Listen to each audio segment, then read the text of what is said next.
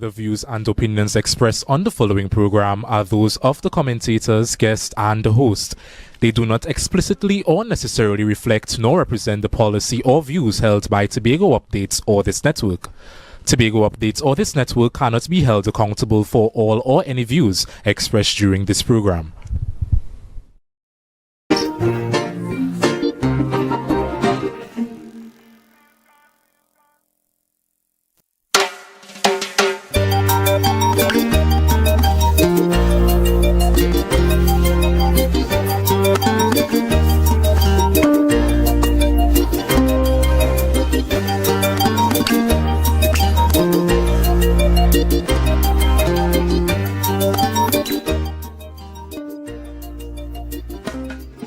Hi, good evening to you folks. Welcome to this week's edition of the Minority Report. I'm Marlon David, your host, and as usual, it is indeed a pleasure to come into your living rooms, come into your spaces, come into your devices, and just to spend this next hour and a half having conversations and bringing real issues to the table, open discussions and so forth.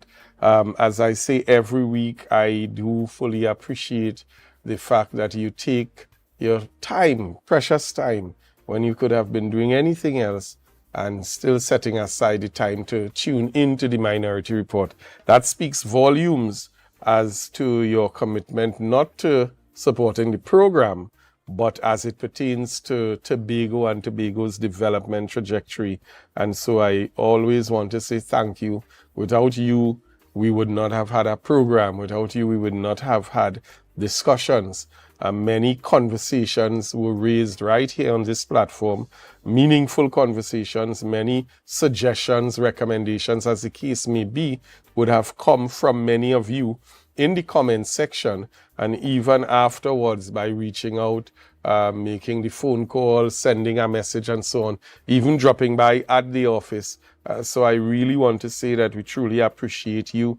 We truly appreciate the efforts that you make and the sacrifices that you make to sit with us, to have the conversations, and then to advance those conversations. So this evening is going to be no different.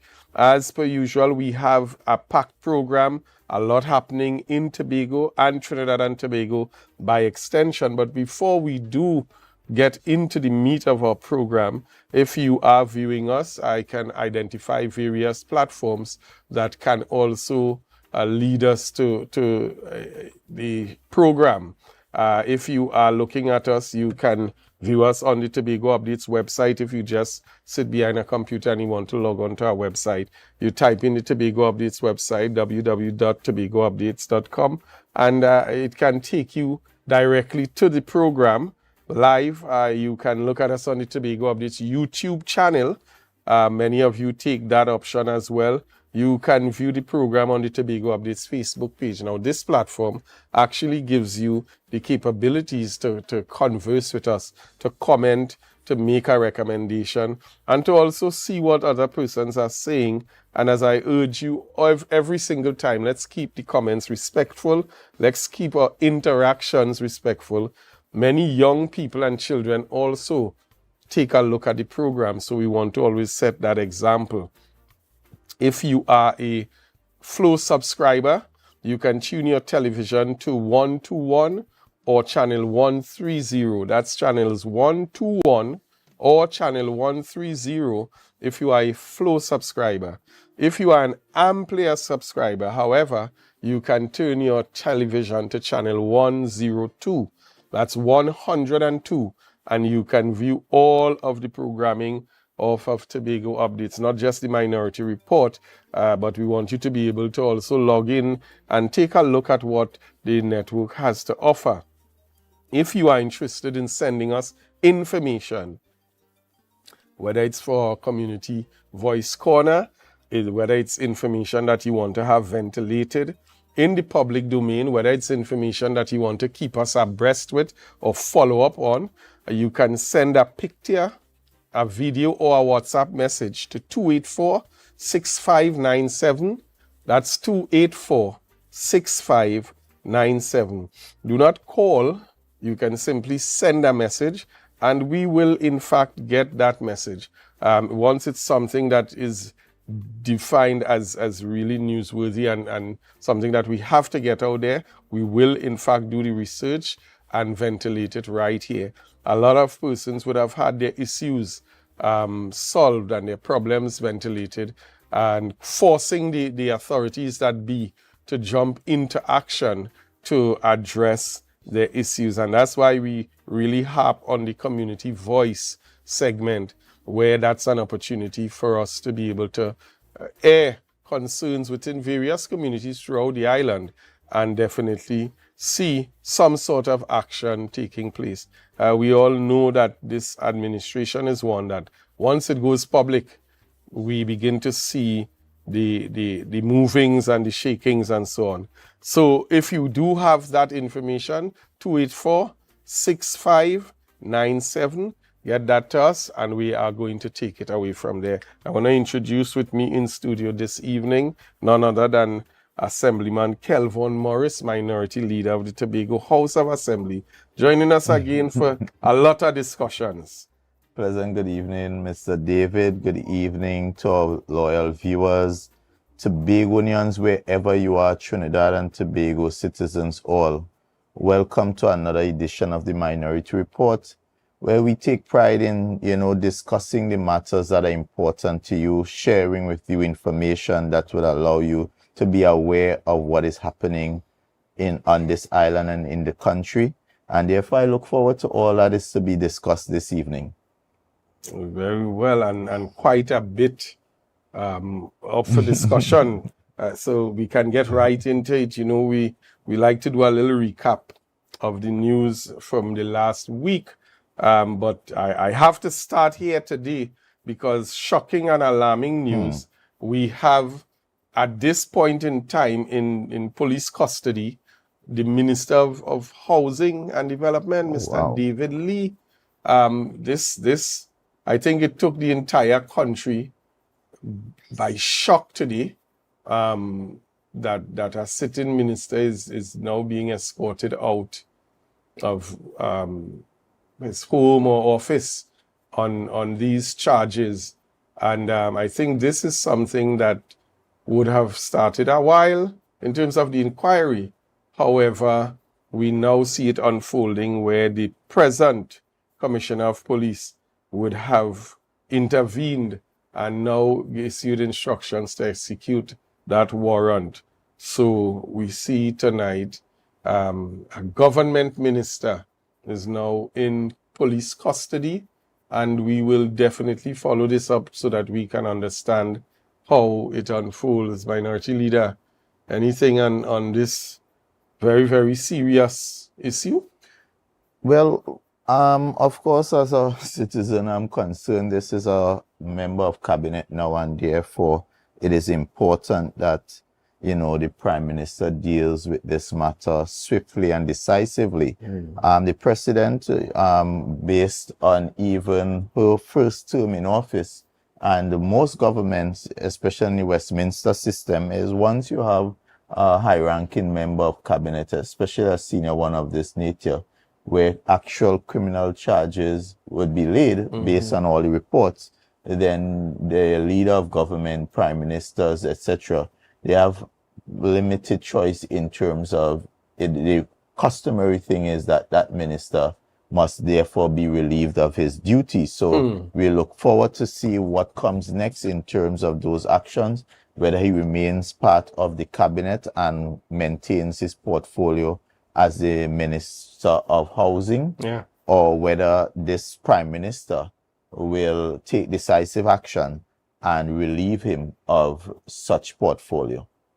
So it's interesting times. Interesting times. And talking about interesting times, we saw some very interesting weather patterns today in Trinidad, and there's the old adage that when you see a neighbor house on fire, wet yours. What was described today as somewhat of a tornado ripped through a number of homes in the western part of Trinidad. I think the weather pattern definitely took everyone by surprise. I saw some footage today where a lot of rooftops, whole rooftops were ripped off, houses, fences. It began out at sea and made its way onto land.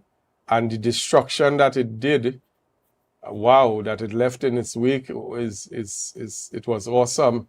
I saw entire metal fences thrown into the road, rooftops, galvanized fences, walls broken down. And this, I think, is just the beginning stage of it. And it developed much, much stronger than that. I think that this is something that minority leader, we also saw over the weekend right here in Tobago. The beaches were what I would consider to be the worst I've seen in probably a decade. We also saw, as a result of that, we had a glass bottom vessel that even sunk in the terrible weather patterns. A number of fishermen reporting today as well that their vessels were totally destroyed, and engines and that kind of thing. So we've seen some terrible weather patterns developing. Moving on with the news, talking about terrible patterns, we have yet again foot and mouth disease by the very dear Pastor Terence Baines, making a statement today that actually caused many persons to jump in uproar. Minority leader, the gentleman, and I know many people would have seen the post on Facebook when they were calling him out at a funeral service and indicated that the lady was telling him that none of his colleagues, meaning those members of the administration, were good at all, at all, at all. What was worse is when Pastor Baines followed up by saying it's good to be in a place where you could talk the truth or the truth could be spoken. You know, and Mr. Director has it up. You know, I don't know what to say again. Well, I know there's a saying that says, you know, if shark come out of water and tell you a shark in there, you better believe them. So if Pastor Baines is endorsing the sentiments of the deceased, and which he claimed was something he remembered as one of her past parting words, is that none of the current TPP assemblymen are good. Yeah. None of them is good. So then, I mean, who are we to doubt that when their own people are coming to that conclusion? And therefore, it is good. Confession is good for the soul. Exactly. And he's a pastor, so I'm sure you'd appreciate,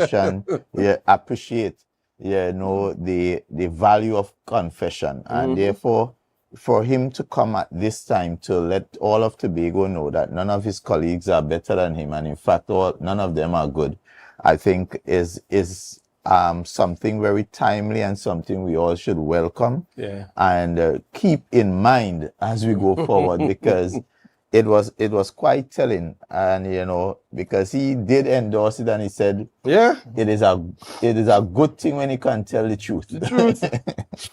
So we thank him for that admission. Very, very clear to us there. We want to do a highlight as well this evening as we shift into what we call our community voice segment as well. And again, this is something that has been highlighted, minority leader, in your numerous walkabouts throughout the electoral districts. This is yet another situation that has grown over time significantly worse.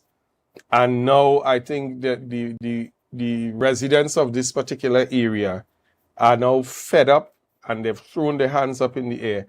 And you have yet again, just as with the situation in front of cost cutters a couple of weeks ago, taken to Facebook to highlight.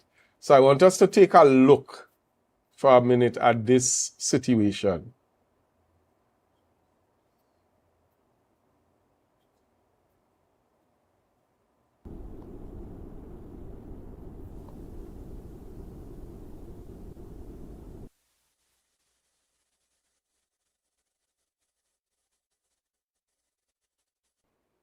So basically, what was highlighted there is the community of Wim Crescent. And for persons who may not be aware where Wim Crescent is that's very small and unique community as you're coming off of the Plymouth Road around the area of Bamboo Gully, where we call Bamboo Gully. Once you turn, make that right off of the, coming from Scarborough side, going towards Plymouth, and you make a right just before Summerhill Junction. I think it's a little after. Summerhill. You make that right into Wim Crescent, and that community would take you right back into Backhill, into Wim as well. So it's that road has become an important outlet from Backhill onto the Plymouth Road to get to Scarborough, etc. So it's heavily commuted, and as you can see, it is almost impassable because of the size of the potholes. They are like craters. And this is, what is amazing is that I am not at this point saying that my district is unique in this situation, because if you go the length and breadth of Tobago at this time, it appears like this administration has abandoned road maintenance. It is my information that they are now rushing, all of a sudden recognizing 2 to 3 months before an election, after they blasted previous administration, saying that, and they gave the commitment that we wouldn't just pave just before. In fact, the chief secretary had a lot to say about paving happening before an election. And now, 4 years later, on the cusp of an election, all of a sudden, after leaving the roads to deteriorate beyond anything we have seen before, all of a sudden they are now looking to rush to do paving and so forth. And in the next segment, we'll talk about how that would affect Tobago, because we know in terms of the contracts and who are doing those paving, it is not Tobagonians, and how that continues to contribute to really the deterioration of the livelihood and the living standards of Tobagonians on this island at this time. So we calling on the authorities, the relevant persons, to please provide some sort of relief for the residents of this community. And many persons use this roadway. I myself passed here a week ago, and I almost turned back when I came down the hill. Yeah, because when I saw how deep it was. Especially if it rains, then it is very difficult. It's almost, there's no way to escape the craters.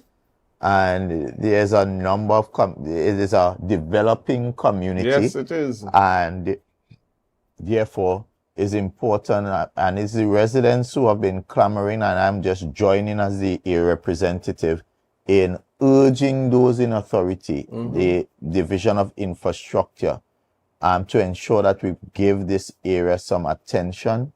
If we had a really proper system of road maintenance, then all this really requires, it should not have reached to this point. And had they patching, I remember under Mr. Charles's tenureship, Secretary Kwesi Devines, he had a very effective patching arrangement where once you locate and you identify those potholes, they were really treating with them in an efficient manner, and therefore, because from time to time, WASA might have to do work. Over time, roads deteriorate.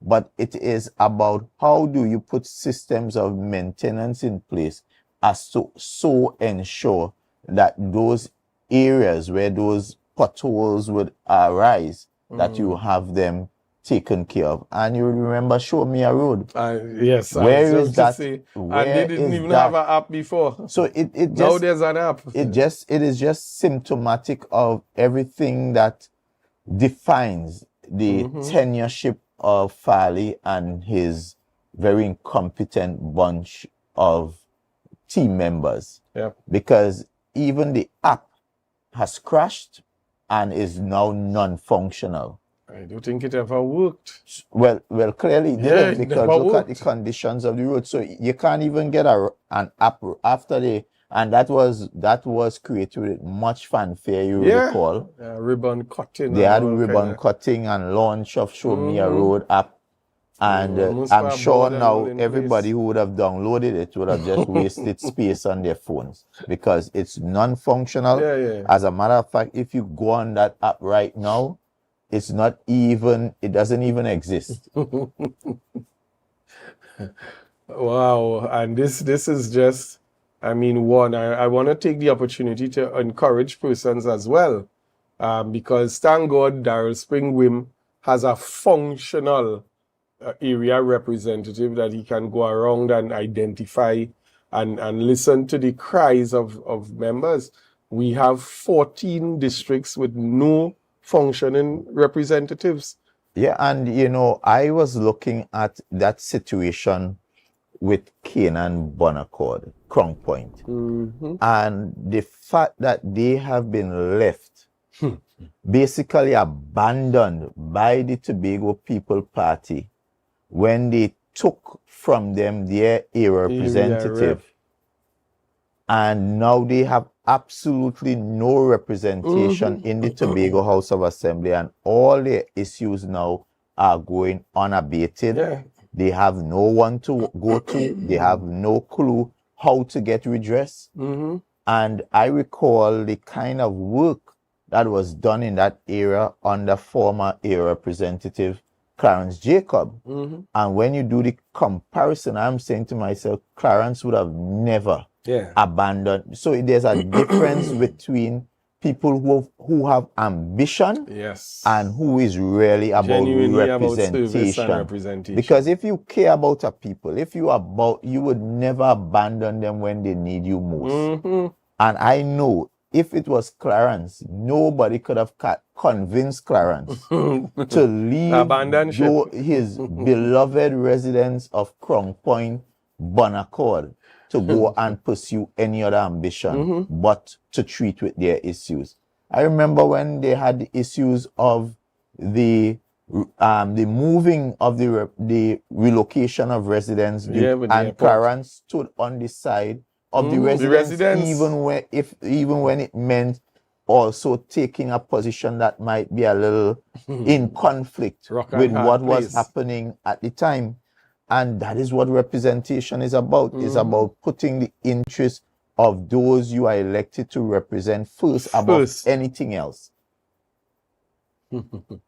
And that speaks volumes, because to date, we've not even heard the Chief Secretary address the fact that Canaan Bonaccord or Crown Point has no representative. The TPP has abandoned the people of Canaan Bonaccord, Crown Point. Fully. And that is without a doubt, because how after taking the representative, there has been no kind, so they don't have, there's no public day, there's no, so someone with an issue in Canaan Bonaccord don't even know who they should turn to. They have absolutely no clue. There's no longer an office of the area representative down there. And it is a sad thing to see one of the main cities of Tobago, such an important area, community to the livelihood, one of the lifeblood, the real pumping areas of Tobago. And the residents, high activity, commercial and otherwise, tourism, one of the tourism centers of Tobago, and yet they have no representation, to the point that even the issues of water, there's nobody to treat with that for them. Another gap in the system. This is the first time this has happened in Tobago. First time. Clear abandonment. A whole district. I remember when they had the challenge with Mr. Sandy in Roxborough, the PNM ensured that there was a shadow representative from within the Tobago House of Assembly to treat with their issues. So Mr. Gary Melville at the time was assigned as basically the de facto area rep at Area that rep. time. So he also had executive responsibility, so he can treat with issues. Yeah. But there has been no such alignment in this current administration. Complete abandonment. Wow. So people of Canaan Bonaccord, the PNM is on its way to rescue with exactly. competent representation that will not abandon you, that would stay the course, because you gave them a mandate for 4 years. When you went and voted, you voted for a representative that will stay with you for the entire 4 years. And your representative decided that you all weren't worth it enough, and therefore abandoned ship and took on another road.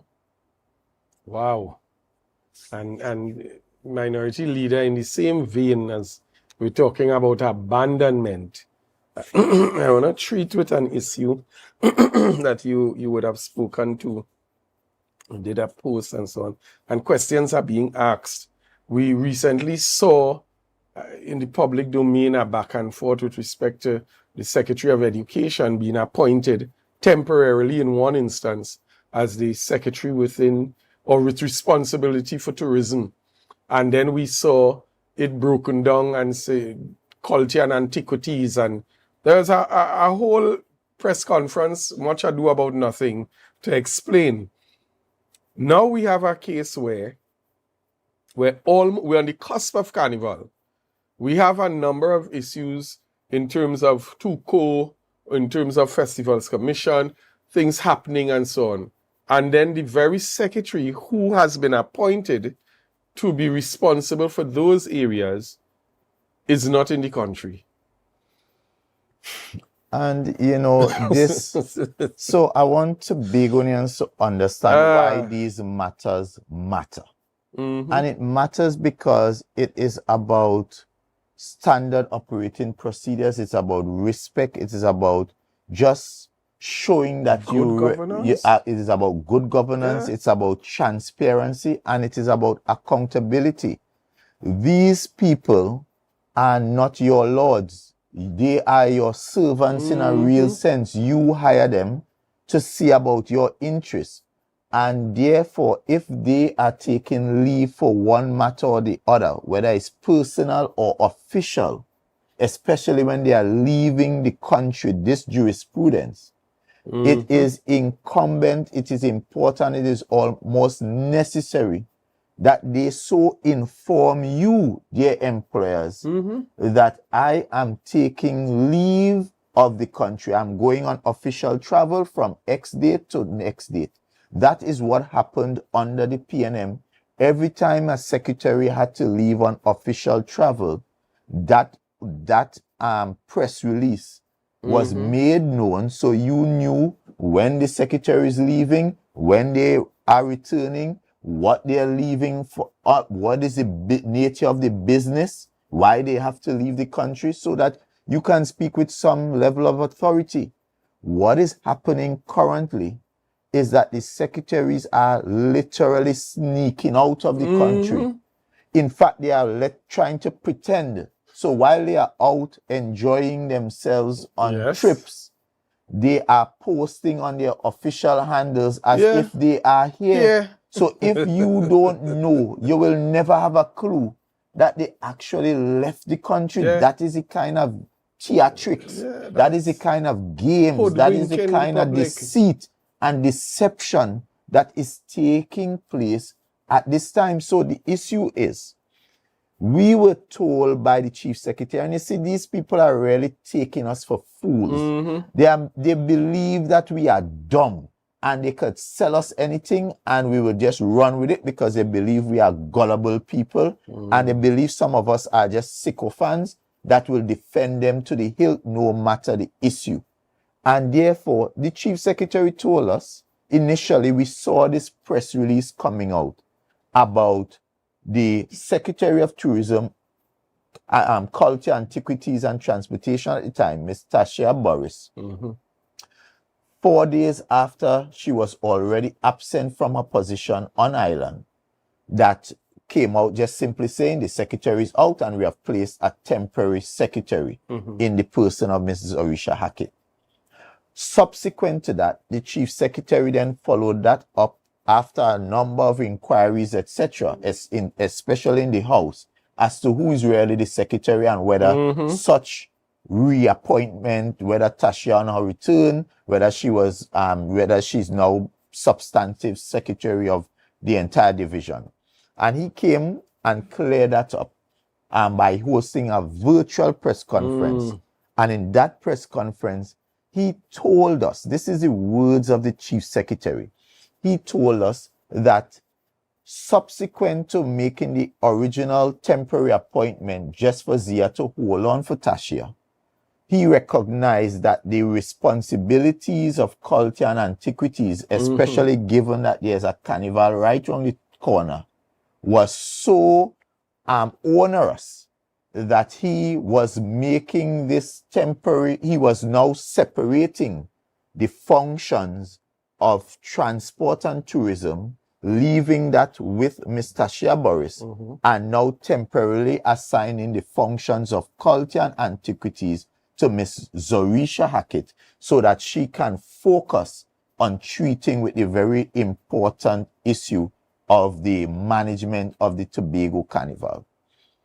So you would think if you have a temporary assignment for about 3 weeks to ensure that we have the successful operations of the Tobago Carnival, that at least for those 3 weeks, because the chief secretary appears to repose confidence in you, he has given you this assignment for 3 weeks. 3 weeks. That you would sit down behind your desk and ensure that those functions are carried out to the best of your ability. But not this secretary. No, not this one. And you have to ask yourself, why in the middle of this carnival, where there are so many issues still unresolved? Just yesterday, you're seeing members of the Calypso fraternity raising alarm bells as to what is happening with outstanding payments from since the carnival in February, and wanting to know, having made investment for Calypso competition in October, are we going to actually have that competition? And you have the issue of CAL, where flights are still insufficient to meet the demand. And you have the other issues of ensuring that we have all the protocols in place for the carnival, whether the carnival has been, you have safety issues to treat with, you have proclamation issues to treat with so that people could get the necessary bar license, etc. You would think that the secretary, with all that work still to be done, will sit down and focus on ensuring that those things happen, are put in place. But no, this secretary has abandoned posts, or temporary posts, to go to the CPA Parliamentary Conference in Barbados for an entire week. And while that is happening, not a sound from the chief secretary. So none of us are the wiser. None of us the wiser what is happening with the management of those functions. Who are in charge? Who is the person? Who is the person in charge, or the persons? Who are the persons or the person in charge manning the ship while Miss Zorisha Hackett is out? Because if you gave us a press release when Tasha was out on personal leave of absence, how come you didn't even give us the courtesy? This is official business. How come you didn't even give us the courtesy of an announcement that the secretary is out of the country, and at least make us aware that, notwithstanding your absence, there are systems and protocols in place to ensure that the management of the main function you have given up, because really this assignment is really secretary with responsibility for Tobago Carnival. That is what it really is. And the main assignment at hand continues to be mirrored with a whole heap of issues unresolved, yet the secretary is out of the country for a week with not a squeak coming from this chief secretary. Since April 28th, this chief secretary has gone dumb. He has lost his voice. He has turned a momo on Tobagonians. Yeah. He had the most mouth before the 28th of April. Now he accepting anything. Now anything is passing for governance in Tobago. And there's a lack of good governance. That is what is the issue. Because good governance would dictate that if a secretary is leaving the jurisprudence, if a secretary is leaving the country, especially on official business, the entire island ought to be so informed. And I'm asking the question, why are they treating us Tobagonians like we don't matter? Why are they treating us like we don't have a right to know? What is the reason for all this secrecy? Is it because they, like me, are aware that they have spent over $25 million in overseas travel with nothing to show? Nothing to show. That came back to Tobago. It just keeps getting worse and worse and worse. Before we come out of this section, because we have some heavy issues as well to treat with as we go on, I want the director to pull up those photos of the respective playgrounds and play parks around Tobago. And for viewers, you can look at these facilities, and I know while you're looking, you will be trying to figure out. I deliberately didn't put where, because I'm certain that as viewers look on, you'll be able to identify some of these facilities. This is what we now receive. This is what is passing for the way that so that is some sport and of community the development. photos that person sent to you? These were collected, and some people send these. So where is this? This is in Blackrock. Oh, wow. This is what the courts look like currently in Blackrock. And residents are sick and tired. It's a hazard. This is the community of Blackrock where you used to have, I remember in terms of basketball. Yeah. Blackrock is one of the best basketball teams in Tobago. This is like if the tornado hit here. Trailblazers.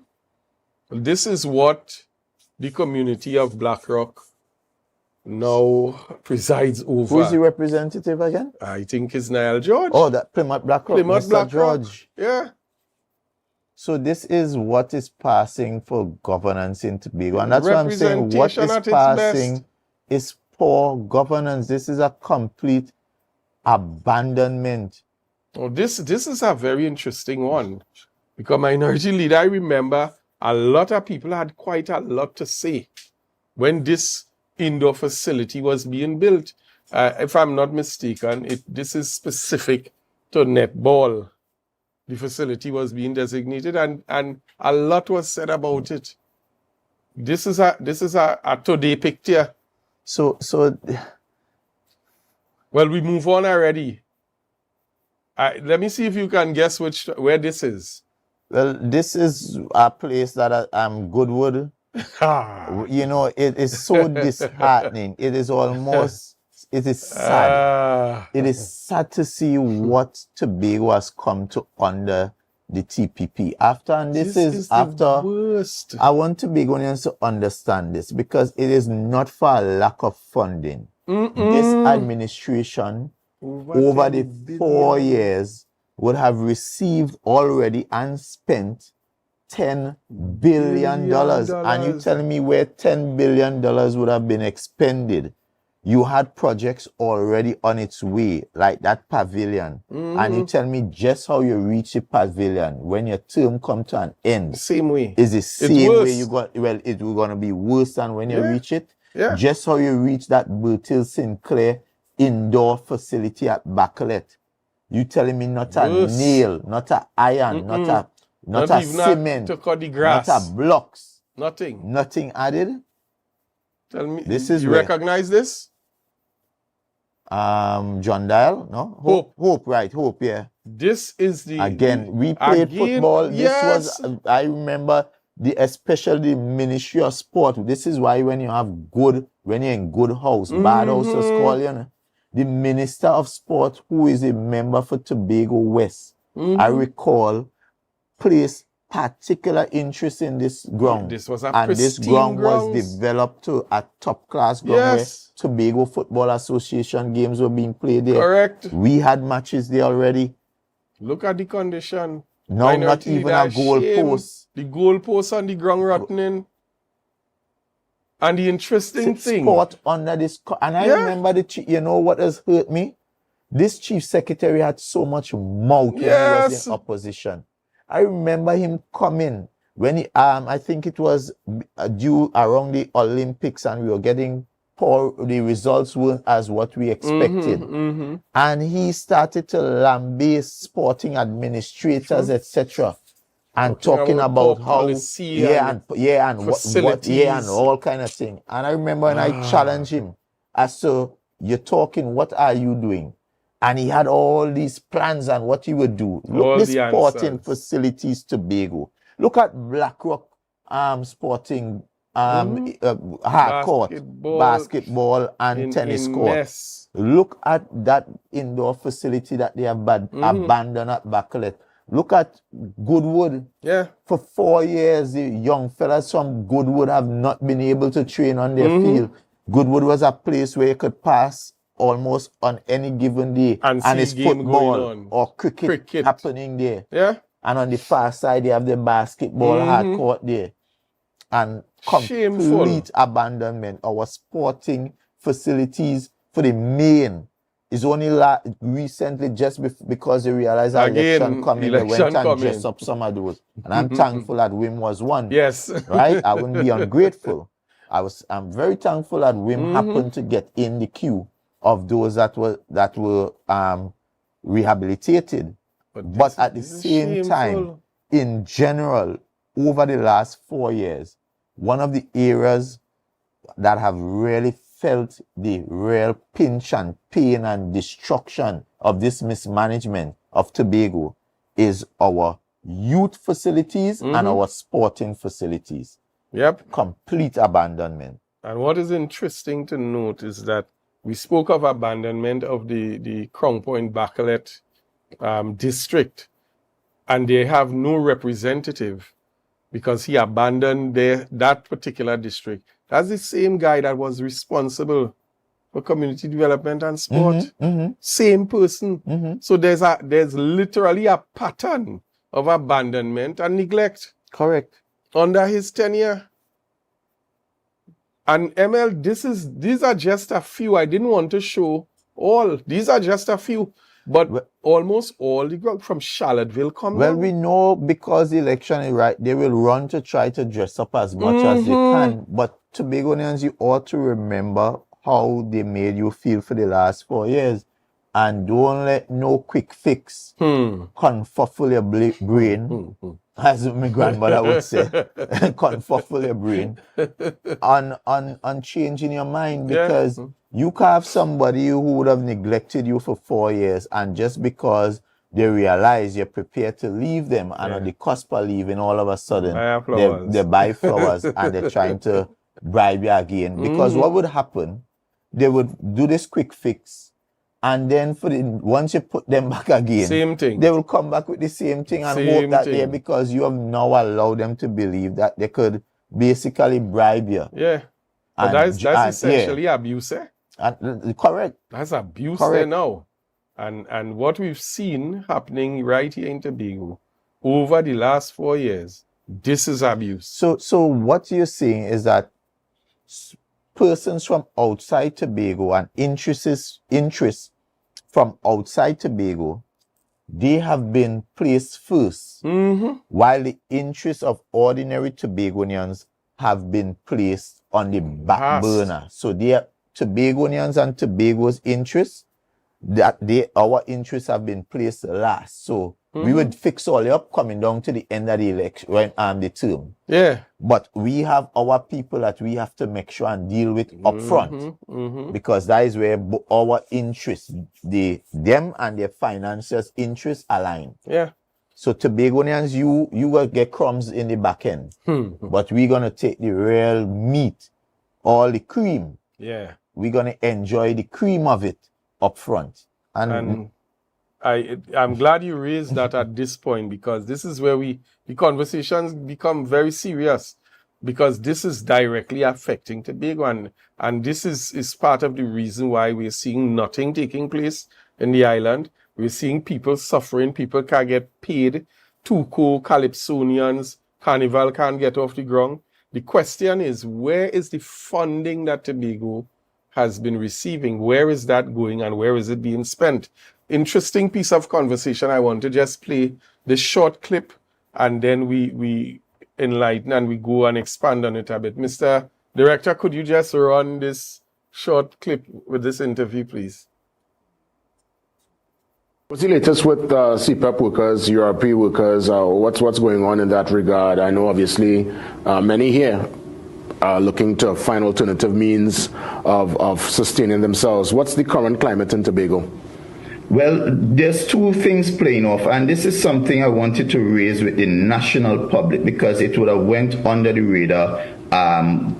Last Thursday, this administration, in its dying days, while it is basically on life support, with 3 months to go, came to the Tobago House of Assembly legislature with a motion purporting to create some kind of avenue to compensate former assembly members by way of some retirement benefit. And when we interrogated the intent of that motion, coming out in the roundup from the leader of Assembly Business, Secretary Zorisha Hackett, was that they were really attempting to alter the provisions of the current pension arrangements for Assembly members, where it requires a contributory arrangement and you must serve at least 6 years or 2 terms to benefit from that arrangement. They are now attempting to alter that arrangement to reduce the pension requirements to only 4 years or 1 term, ensuring that notwithstanding whatever happens in this current elections coming, they will receive pension benefits. And they're even going further. There's a proposal, for the first time they agreed with Mr. Watson Duke in the Assembly since they fell out, where he is proposing to reduce the pensionable age from 55 years to 45 years and to also make the pension non-contributory. And hear this, they want to alter the highest, right now the pension scheme is 2-tier. If you serve 6 to 10 years, you get 40% of your highest salary earned. If you serve over 10 years, then you get 55% of your highest salary earned. Mr. Duke would have recommended, and they accepted that recommendation, that it now moves to 66% across the board of your highest salary earned. That means a secretary now will earn for the rest of their life after 1 term over $20,000 in pension at the age of 45 or above. And therefore, this is an assembly and an administration that is self-serving, self-seeking, and only about securing their interests. While you have CPEP people, you have URP people who are outstanding gratuity payments, etc. There's a court judgment that expired that gave this current assembly up to September the 30th to pay terminated workers from a unit called the Community Partnership Unit. Those workers took that issue to the industrial court. The industrial court ruled in their favor, awarded 13 employees over $4 million. And up to yesterday, which was the last day for that judgment to be honored, the chief secretary has ignored the judgment while he's trying to secure his pension. Well, Mr. Now, I know we would have brought this to light last week, where a number of persons have been asking for clarity on it. Minority Leader, we saw coming out of the last sitting, this as well. Now, we know the state that Tobago is in currently. A number of persons are, as we always say, feeling the pain. 10 on, 10 off is now the order of the day. even workers who are working 10 on 10 off not being paid.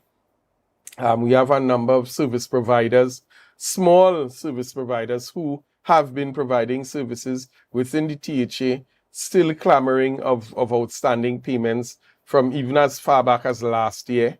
And whilst all this is taking place, Tobagonians under the pressure of economic decline, we see the Chief Secretary bring a motion to the House to secure their own future. And this to me is scandalous to the heavens. In fact, I think this is one of the biggest stain on this current administration's tenure. I can't recall anything more self-serving than this that has ever occurred in the Tobago House of Assembly. And I recall one of the former assemblyman who stands to benefit from this meeting me recently and was quite curious as to the position that I took when it came to this motion. And I shared with him, like most Tobagonians, I'm not saying that they're not deserving of some kind of benefit, but when you place it in the context of what was brought, the motion came with little research. There was no, in terms of the substance, there was no research on what is the precedent for issues of these nature and how they were dealt with. Then there were no proper consultation, not with the people of Tobago. A decision like that is not just for us as the assembly members to make. You have to go out to the people of Tobago and see what are their views. Then what about the professionals? There were no actuarial studies done conducted as to ascertain what would be the cost to the assembly over the life of this pension and all those who are to benefit, and what in fact, how much would be the pension, what would be this retirement benefit that you speak to. So there was little work except that you had a secretary coming crying crocodile tears. And you know what got me really upset in that situation where that secretary was crying crocodile tears for members receiving for former members receiving retirement benefits? It was the fact, one, that these members, it is not that these members weren't compensated for their time spent during their period. It is just that at the time no pension arrangement existed, and therefore if you want to have the conversation, it can be had in that context. But at the same time, your administration presided over the direct termination of ordinary Tobagonians who were working in the THA, doing their jobs up to December 2021, and all of a sudden their lives changed for the worse because your administration determined that they were PNM and they weren't deserving of employment. And like what we are seeing with the UNC in Trinidad, they terminated with a vengeance without any sympathy. And I'm wondering, where were your feelings and emotions of care and concern for those ordinary mothers? I remember coming to the house and reading a letter that was written to me where a mother spoke about can't afford to pay rent, had to separate from her 2 children, and was feeling the pain in such a way that she was almost going mentally, basically, she was losing it mentally. And when you think about those persons over the time, all those contractors who they would have blacklisted, who have banks coming on their door, sweating every night as to how they will pay their workers, and some of them to the point couldn't carry that burden anymore, had to release hundreds of Tobagonians, unemployed, no income. And all the best thing you could have done is to, on your last days, while you're basically in the, you're basically with oxygen over your nose because your time is up and Tobagonians are waiting to deal with you, you create a situation where you can secure yourself and also give as a sort of parting gift to some of the assemblymen and to appease some of those assemblymen that you don't want to send back because Pastor Baines talk about it. So it's a real conversation happening that some of them won't be going back, and to make it easier for them to accept that decision, you will now say, well, your pension is secure. Yeah. So you don't have to worry about pension. And for those persons who are already over the age, it means they will be properly compensated for the rest of their life. So this is what that pension arrangement was really about. So for the former members, they just used you as a facade, as an excuse to bring it. Because you would ask yourself, if this was so important to them, if they really felt strongly about former assemblymen being properly compensated and have some level of pension, why didn't you do it in year 1? How come it wasn't a concern in year 2? How come it didn't dawn on you in year 3? But 3 months before you go out of office, all of a sudden you are crying crocodile tears for former assemblymen and believe you could hoodwink the rest of us, when all you are concerned about is your own self-interest at the cost of the rest of Tobagonians. Yes, she said it. She said it that the wives and the relatives of these former were telling them, but you all need to include all yourself. So she didn't even make it look like they. Correct. It's like if, well, these people were so concerned about our well-being. So they tell us to include ourselves as well. Correct. Real games. And the point is, if it happens, I would benefit. But I am saying, why should I benefit when we have so many more things and more important pressing things? We have people working 10 on, 10 off. Every day you're seeing them clamoring. We need something more sustainable, because 10 on, 10 off doesn't provide them with any kind of security. So they don't want a pension too. They don't want to be able to go to the bank. As it stands, they can't even get a job letter to go for a loan. This is the kind of conditions we have Tobagonians basically in mendicancy status, as beggars in their own lands. Correct. While some of them want to live as chiefs. Now, I like talking about being beggars in their own land and not being able to benefit from the resources and from even simple things as contracts. I remember this administration, one of the pillars of their campaign was Tobago first, and that anyone who is sending monies out of Tobago is building another economy. And by their own admission, then it would be deemed that you don't love Tobago. But I want to run this clip, and then this will inform the next part of our conversation. Mr. Director, just run this next clip for me, please. So let me ask, I've always heard that particular claim that lots of the contracts and some of the major projects, it's been given, well, I guess everybody will tender, but I'm hearing that contractors who have their business set up in Trinidad are the ones getting the business and the food, as it were, is not being able to spread throughout Tobago. I mean, that's been the claim. I don't live on the island. I don't know what's going on. By way of example, there's an ECC Early Childhood Center to be built at Corland. That ECC center is to cost $7 million. And in asking the question at the last Assembly Legislature sitting, I found out that that contract was again awarded to a contractor from Point Lisas, Trinidad. And I'm saying, if you're trying to build a Tobago economy, you are telling me that there's absolutely no contractor in Tobago that can build an early childhood center? How come they were building roads before? They were building community centers. They even built hotels and hospitals. And now you are telling me there's no Tobago contractor qualified to so do? There's a there's the lighting of the Louis D'Or playing field in Tobago as we speak. again, that has been awarded to a contractor outside of Tobago.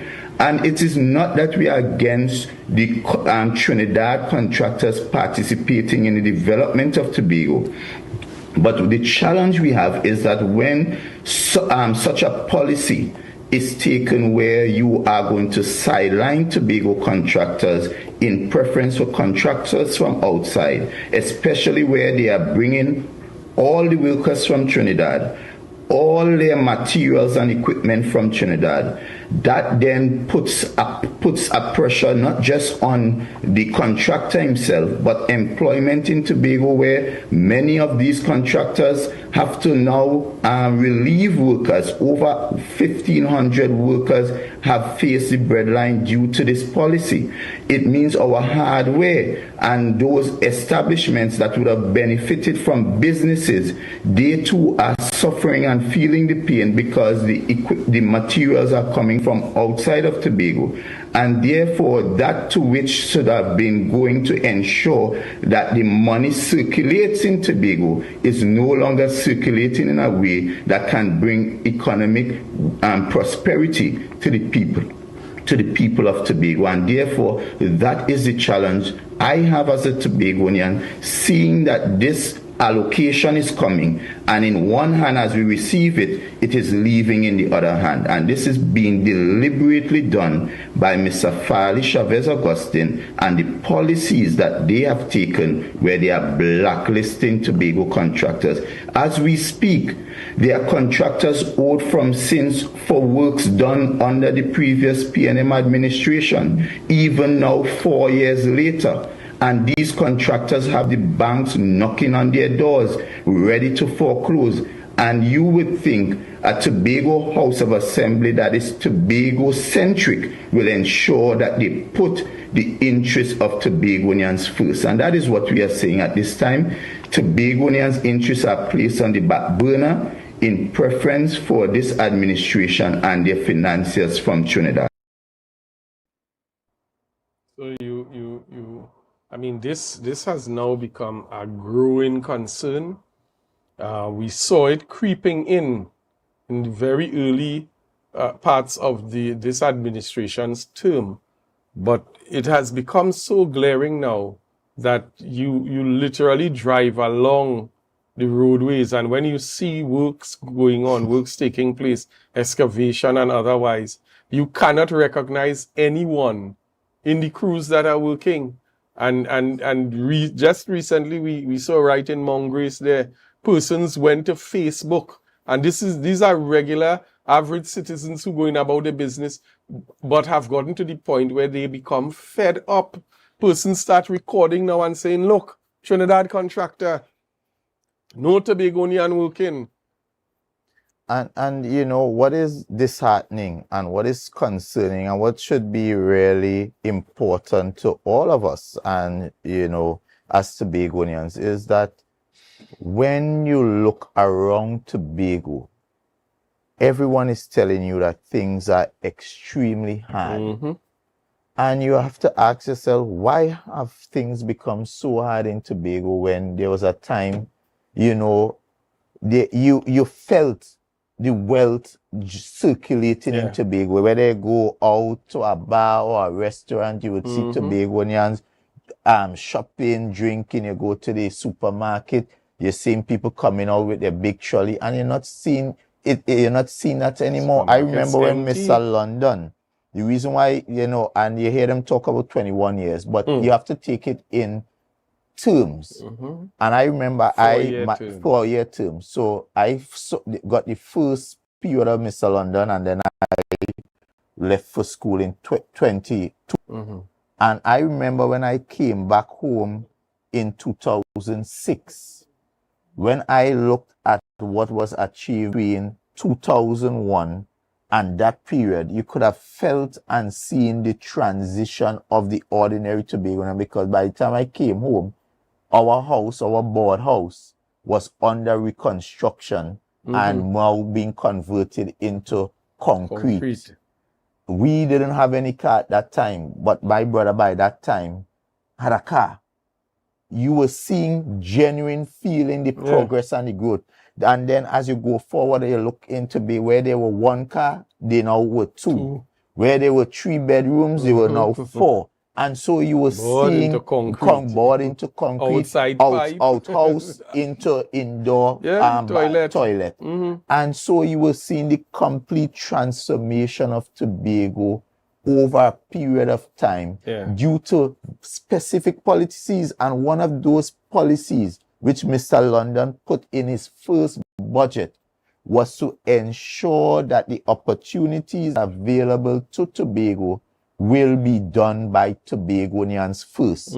And we will only outsource that to which Tobagonians cannot do. And that is why I asked the question in that interview.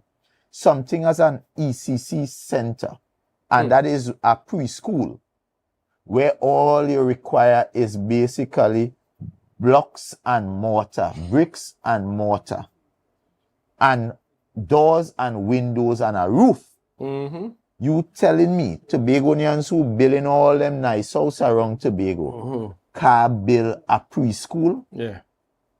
And Tobagonians who were constructing roads, building hospitals, hotels, and all those more complex and complicated designs and development, can't all of a sudden they not good enough to build in Tobago a preschool? And you are taking somebody from quite Hoover in Point Lisas to come to Tobago to build a preschool for $7 million? So you prefer that money go out, and then they are lying to Tobagonians about this OPR thing.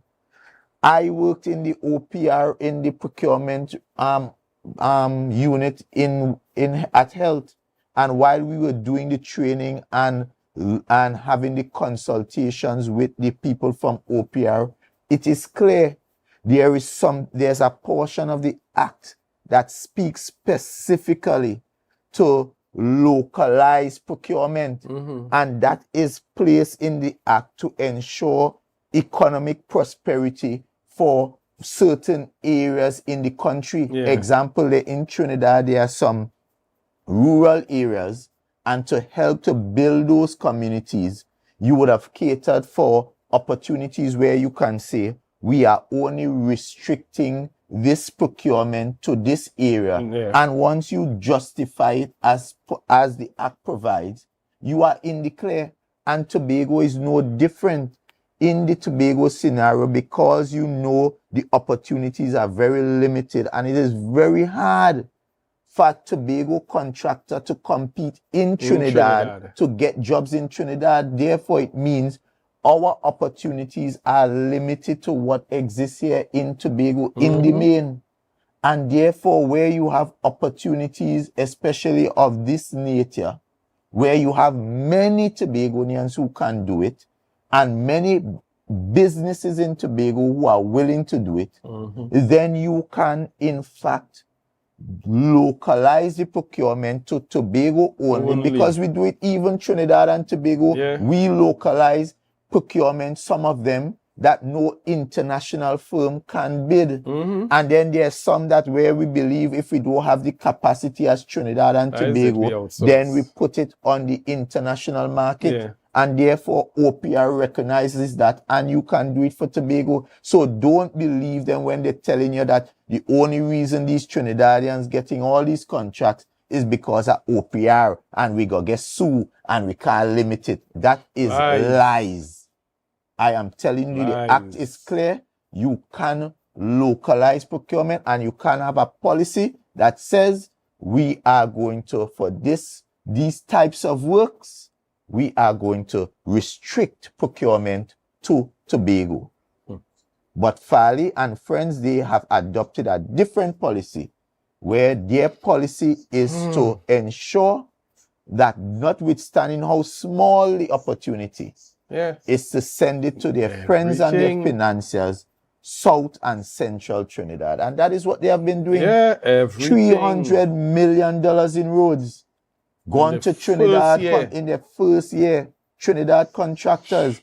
Now imagine lighting of a playing field at Louis Dore. You telling me nobody in country don't have electrician and electrical companies with the capacity to light a playing field. When we were doing that before Canaan playing field, that was done by a Tobago contractor. Most of those playing field, Roxborough and so forth, most of them in the first incarnation of playing fields that were lit were done by Tobago contractors. So all of a sudden they can't light playing fields. All of a sudden they can't build preschool. Imagine we have roadworks going on right now, and I'm being advised that there's a company from Trinidad that they have given arrangements and have facilitated so that company could now come and pave roads just because they want to lick up Warner, they want to lick up Parks, they want to lick up all the Tobago-based contractors and providers. And we in Tobago standing by and watching this. Yeah. Because when you do it, it's not just the contractors, you're doing it too. Imagine the hardware. They know the materials that they are stuck into support development in Tobago aren't be purchasing in no way, because these contractors are bringing up all the materials because they have their relationship in Trinidad. Some of them even own hardware in Trinidad. Right? They're bringing up all, whereas a contractor in Tobago may not have all equipment, so they might go by and rent equipment, especially heavy equipment. You have this boy down in Collar Hall there, who does have a whole set. You have Martinos, you have all these people rent Nelson, etc. And these people have workers too that depend on it. So you recognize it is an ecosystem that they have destroyed. And then the workers, they're bringing their workers from Trinidad. The only person might benefit is the people who renting apartments, and they're stacking all of them. So it's not even much apartments they're renting. They bring the water and all. They're bringing up everything on the boat. Groceries, everything they're bringing up. So all that is, whereas them employees who get fired, they no longer could go and buy groceries in the way they would have gone. They no longer could go buy the restaurants, Barcode, Lost, Jade, no way, because they do have no income. And that is why when you go out to the bars, you're barely seeing anybody, and when you ask, things tough. This is what Farley has done to the economy of Tobago, totally destroyed the Tobago economy, and I'm calling out the Tobago arm of the Tobago, Trinidad and Tobago Chamber for their silence in watching their comrades, watching their own people be destroyed. What are they saying about this? How could you accept this? Imagine you have your own members of the chamber who are owed by this current administration since the last election. They have not been paid, and you sit down there as a chamber and you just murmur in your mouth. Not representing the interests at all. So I'm calling out the chamber for their silence, because silence is consent. And I'm asking, are you comfortable with what is happening to the Tobago economy, to the Tobago contractors, to the Tobagonians, all the workers who this administration refused to pay? A court judgment where the industrial court has ruled in the favor of workers, and the chief secretary is blatantly misrepresenting the truth on this matter. Where the court acknowledged that there was a notice of appeal, but notwithstanding this, we are giving our final judgment, which means it is enforceable by law. Correct. And is to be obeyed. And the chief secretary continues to disobey that judgment. The Tobago House of Assembly is now in contempt of a court judgment. And we all sit here silent, quiet, not saying a word, as if we are in consent, and if we agree with all the wickedness, the madness, the incompetence, the vindictiveness, and the evil that this wicked THA is doing to our own Tobago people. Our silence is, in fact, consent. Minority Leader, all that you've said there as we begin to wrap up the program, all that you've said there, I want to sum it up into one actual image. And I'll ask the director to put it up for about 10 seconds. And it's going to say something very loud that all of Tobago would get the message. Mr. Director, just pull up that for me, please.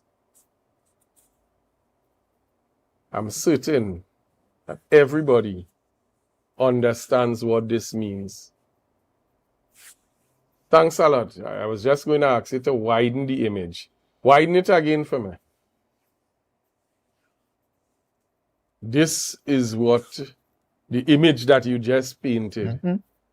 The anchor that's TPP holding administration and the anchor is holding Tobago, thinking Tobago. Tobago as an entity. Yes. Pulling Tobago deeper, where everyone is going to perish.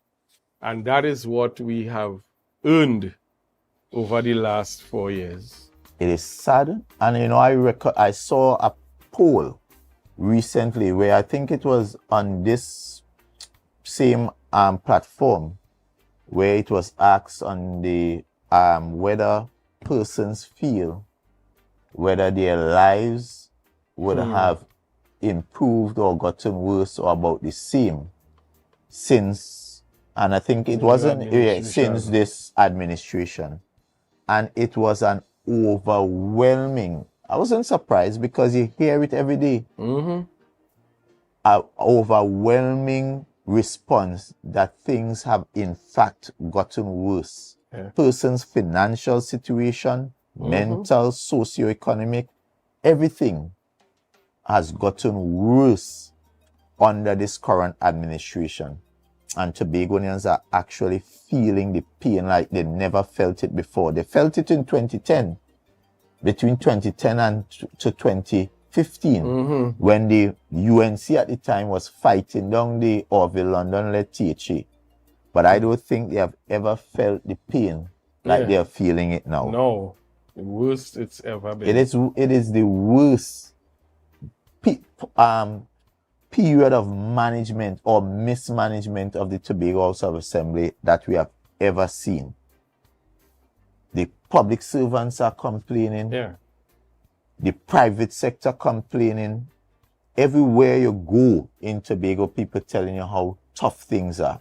And for their detractors who believe that staying quiet because it's my party, the chickens will come home to roost, as it is happening all now. That ambulance situation is another shame on the THA, where after $18 million have been spent to purchase 12 ambulances. And after leasing for over 2 years, which is additional $6 million, we still have no credible, sufficient, reliable ambulance service on the island, to the point that people are telling you, when I call for an ambulance, I cannot get an ambulance. That is the reality with Carnival. And when you talk the truth, you have the jokers like the Secretary of Finance who would come to say that, to defend that nonsense. Rather than accept the reality and fix it, you come in to shoot the messenger. But I am raising the alarm. I'm very concerned that we are going to have thousands of people on island and we do not have the necessary ambulance service to really support the influx of persons coming in the event if something was to happen, because you never know, nobody knows what to. We ought to have the capacity to respond. And I'm asking the Chief Secretary, what is the contingency plan, given that my information is we only have 2 functional ambulance at this time. One that we own and one that we lease in. And I'm asking, because we expect thousands of people additional to be on island come the end, closer to the end of the month for Carnival. Do we have, what is the contingency arrangement to ensure we have a reliable emergency response system in place? And we're going to close with that question, and we're asking the Chief Secretary, the Secretary of Health, somebody give us a response to those concerns. Folks, we want to thank you for being with us tonight. Stay tuned as we continue to bring the news to you right at your doorstep, right in your living rooms, right into your homes. I'm Marlon David saying good night from the Minority Report. Stay blessed.